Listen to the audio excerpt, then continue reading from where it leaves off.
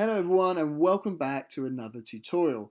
In this video we're going to be looking at, well, in a short video but very in-depth, pivot tables. So how to get started with your very first pivot table and maybe some tips and tricks to pick up on the way if you're already familiar with using them. But before we do that, do make sure you subscribe to the channel and hit that bell notification button because that way you'll be notified of all videos that come out in the future.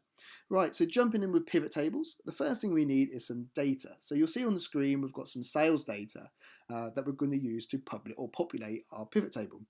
We'll put a link to where we download the data from because it's just randomly generated data in the description for this video, and hopefully the link will be on the screen as well. So you can download it for yourself and give this a try at home. So the first thing we need to do is insert our pivot table. And the quickest and easiest way of doing this is we're going to go to our desired location, which for us is a separate sheet called summary. And we're just going to go to cell reference A1, and then once that's selected, we'll go to insert, and we're going to select the pivot table option. You'll see there's a recommended pivot tables option here for us that we can select. If you were to select that, Excel would give you some recommendations on how it feels best to present your data. So it'll give you 1, 2, or 3 or 4 options on templates to use. But for us, by all means, please feel free to use that and you can see for yourself. But for us, we're going to use the pivot table option on the left. Once we've done that, all we need to do is now select our range of data. So you can either select this button here so you get the minimum view so you can see more what you're doing, or if not, you just need to be selected in here to select the data.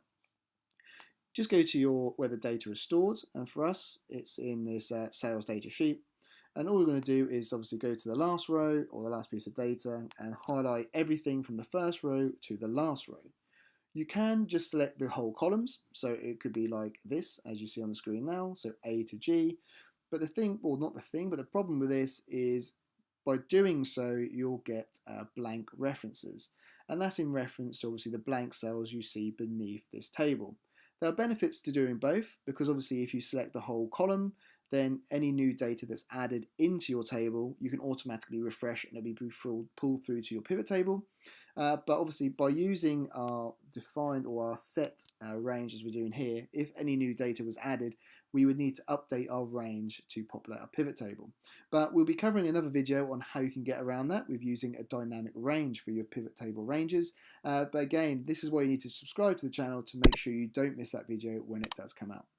So we've selected our range. Once doing that, we can just double check to make sure we're happy of where the pivot table is going to be populated. So this is where we could select a new worksheet location or even just another worksheet where we want or another location where we have. But we're happy with where that is, so all we need to do is go OK. And we can tell the pivot table has been added in there because we've got our default area range here in column C to row 18. And we've also got, and again, this only happens when you select within this range here, as you'll see by me clicking out and then back in again, we'll get our pivot table fields down the right hand side. You'll notice that our pivot table in row 2 or 3 here has been titled pivot table 5, and you'll see it again at the top here. By default, when you add your first pivot table, it'll be called pivot table 1. But obviously for us, this is not the first pivot table we put into this workbook, so that's why we'll see in pivot table 5. And again, why you'll probably see pivot table number 1 and not 5. So to get started and put some data into our pivot table, you can see over the right hand side we've got our pivot table fields, and the fields are at the top, and beneath that is the 4 different sections to help populate our pivot table. So the first thing we're going to do is scroll to the bottom to our total, and we can now drag that down to our bottom right hand corner that is for values. So the first thing we achieve by doing that is we can now see our total or our total sales, which is 19,627. What we can do just to make that or tidy up and do some formatting with that number is if you right click on the sum of total and go down to field settings, and then you can see we can now do a bit of formatting. So we can go into number.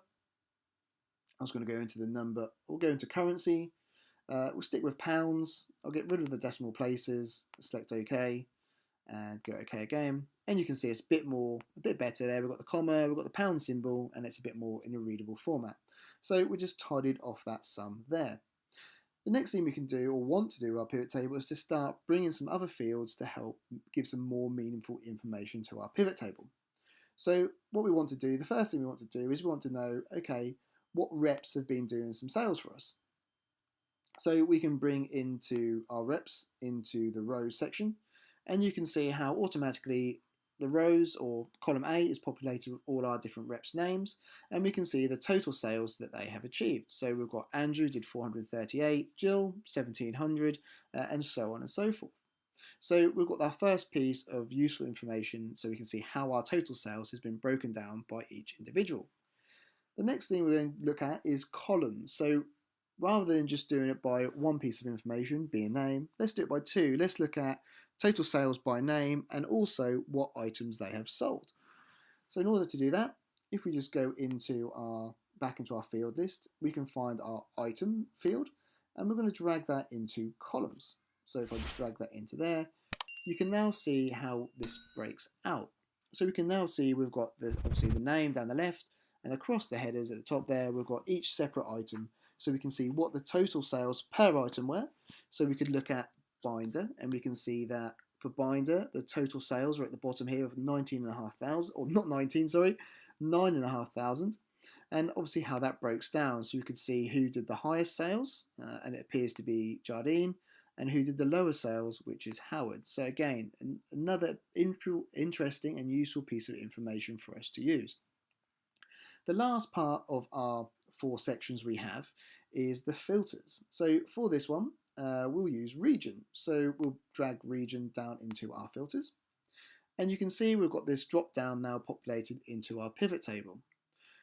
What we can do is go to our drop down and we can see each of our regions, and by default all 3 are selected. But if we only wanted to look at central, we could select central, and you can see how that breaks down there. Or if we wanted to look at east, we can then select east and remove central, or we can have a combination of east and west, or all 3 if you require. So again, that's a filter, what again is very useful. So the next and final piece, actually before getting onto that, another part just to mention and use is, through lack of having not very many options or fields in our table available, I'm just going to get rid of region from our filters. And to get rid of region or any one of the other options we have here, all you need to do is just deselect it from the fields list up here. What we're going to do now is I'm going to use region, and I'm going to drag it down into our rows section. So you can now see that we're able to bring multiple fields into our rows section to do grouping. So we can now see in row 5 here, we can see for central, we can see the region central, we can see all the totals. So we know there's a total sales of 11,000 for central as a whole. We can then see obviously what the total for central in binder sales was, 5,700. And then we can then see how that 5,700 breaks down per each individual who sold binders. So we're now getting some extra dimensions into this pivot table to really understand the data we are looking at. So to get to that last point I was going to mention, and we're going to just look at dates, because we know we've got dates available to us in our table. So to do so, I'm just going to remove region and rep and get back to this default view we've got here. So we've just got some of our sales, obviously for each item. Because we've got order date available to us, we can now bring order date down into our rows, and you can see that it's automatically grouped our dates into, as we've got down here, years, quarters, and then the actual order date itself. So at the moment we can now see how the total sales are per each year. If I was to expand one of those, so let's say 2018, we can now see that we've got broken down by quarter 1, quarter 2, 3 and 4. And then if we were to go down one more, we can now see our actual dates summarized by month. So this is again a really useful way of summarizing our data. And actually an even better way of maybe using dates can be to break this down to separate. So let's take years into our filter, and let's maybe take let's get rid of quarters. So we'll drag that up to that fields option. So we can now see January through to December, so our total sales.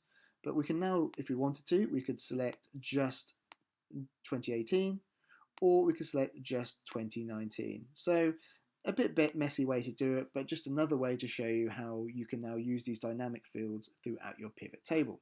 So we hope that video was very useful to you and it taught you how to get started with your very first pivot table. If you do have any questions at all, please just leave us a comment below this video and we'll get back to you as soon as we can. Alternatively, there's a couple of links in the description to this video. So we've got our Facebook, Instagram, and even our website. So if you prefer to get in contact with us there, then by all means, again, send us a message there and we can obviously get back to you with answers to your questions as soon as possible. One more time, if you haven't already, please do subscribe to the channel and hit that bell notification so you're notified of all of our future videos. And lastly, if you haven't already, and if you did find the video useful, please, or well, hopefully you did find the video useful, but nonetheless, if you could give the video a like, it'd be greatly appreciated by us. Not only does it help show us what content you like seeing and what you want to see more of, it also helps us with the YouTube algorithm so that we can reach more people and show them this Excel skills. So thank you very much for watching and we shall see you in the next video. Before you go, don't forget to check out the other videos on our channel. You'll see everything from other functions and formulas through to tips and tricks. We've also created some playlists so you can see these categorized together. So make sure you check those out and get all those useful information. And obviously, as always, don't forget to subscribe and hit that bell notification button.